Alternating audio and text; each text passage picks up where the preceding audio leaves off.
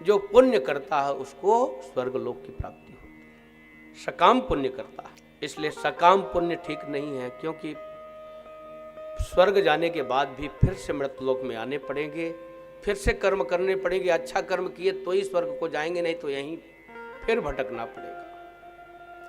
इसलिए सकाम कर्म की अपेक्षा निष्काम कर्म श्रेष्ठ है, और निष्काम कर्म की अपेक्षा भगवान का नाम लेना श्रेष्ठ है। लालसा बनी रहे कि मुझे भगवत दर्शन करना है और भगवान का खूब नाम ले। जे जोनि जन्मों करूं बस तह राम पदन पागो।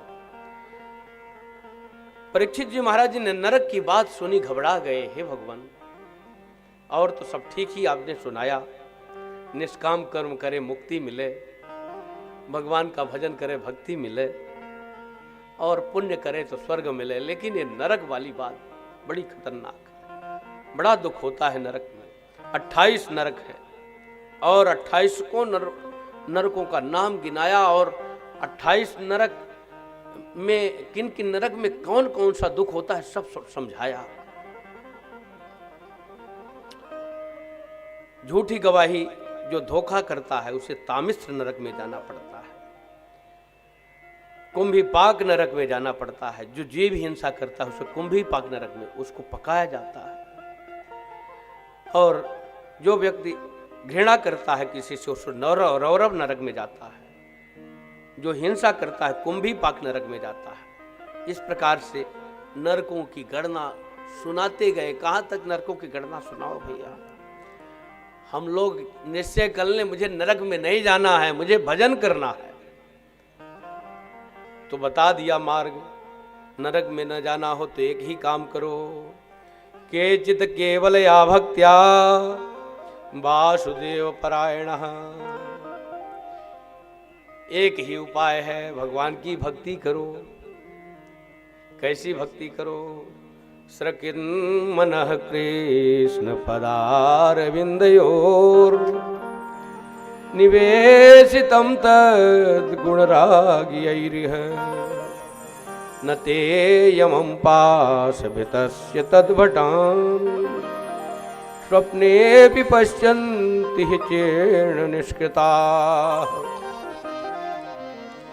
जो एक बार भी भगवान के चरणों में अपने मन को लगा दिया है, जिसने एक बार भी भगवान के मंगलमय गुणों की चर्चा कर लिया है, वह स्वप्न में भी नरक यमपुरी का दर्शन नहीं करता है, वह भगवान के धाम का अधिकारी होता है। श्री परीक्षित जी महाराज कहते हैं बात समझ में नहीं आती।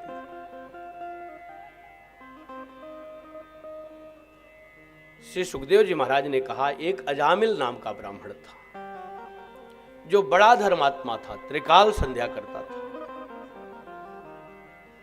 लेकिन दो मार्ग से व्यक्ति का जीवन बिगड़ता है। एक आंख के माध्यम से, एक कान के माध्यम से। कान से गलत बात सुनेगा, मन बिगड़ेगा। आंख से गलत देखेगा तो मन बिगड़ेगा। मन बिगड़ने के दो रास्ते हैं, कान और आंख। आंख ही कान हमें उत्तम गति प्रदान करने वाले हैं, आंख ही कान मुझे अधोगति प्रदान करने वाले हैं। इसलिए इनको संभाल के रखना चाहिए। बेचारा ब्राह्मण एक बार पराई स्त्री के साथ परपुरुष को सहवास करते हुए देखा, जिससे उसका मन बिगड़ा, और वह उस वैश्या के पास जाकर के कहा यदि आपका मन परे तो मेरे साथ चलो, मेरे यहाँ धन बहुत है। वैश्या को धन चाहिए? वैश्या का किसी से प्रेम थोड़ी होता है। प्रेम हो तो फिर एक से होगा। 100 से प्रेम है तो वो प्रेमी थोड़ी है, तो वैश्या ही है। इसलिए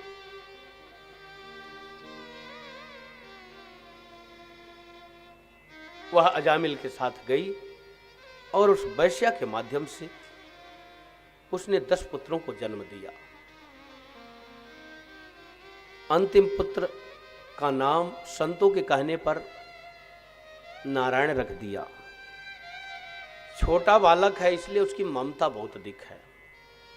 बेटा नारायण जल ले आओ, बेटा नारायण बाजार चलना है, बेटा नारायण सोने जाना है, बेटा नारायण बिस्तर लगाओ, बेटा नारायण तालाब जाना है, बेटा नारायण मंदिर जाना है, बेटा नारायण खेत जाना है। जहां भी जाना है बेटा नारायण के साथ जाता है। अब तो संतों ने भाई जब मेर मार्ग में बहुत अधिक भीड़ हो जाए तो बाईपास रोड निकाल दिया जाता है।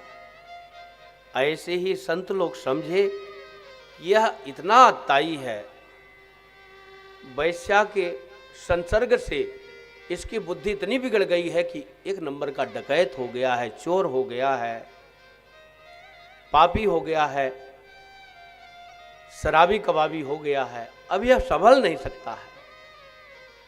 तो उन्होंने बाईपास रास्ता निकाल दिया, बेटे का नाम नारायण रख दिया। तो अब दिन भर में 50 बार यदि बुलाता है बेटा को तो नारायण शब्द निकलता है। जो आया है उसको जाना भी पड़ता है। एक बार आंगन में पड़ा था, यम के दूत आए, मुकदर मार मार करके प्राण निकालने लगे। और जब प्राण निकलते हैं कितना कष्ट होता है। मुख से बोला नहीं जाता, आंख से देखा नहीं जा सकता, कान से सुनाई बंद हो जाता है, हाथ चलना पैर चलना बंद हो जाते हैं। बोलता है लेकिन शब्द नहीं निकलते, इंद्रियां जवाब दे देती हैं। दूर देख रहा था बेटा नारायण खेल रहा है, पुकार लगाया, क्योंकि इस समय वही हितैषी था अपना।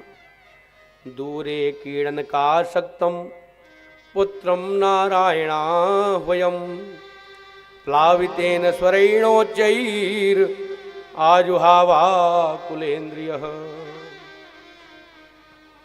बेटा नारायण बचाओ, बेटा नारायण बचाओ, बेटा नारायण बचाओ,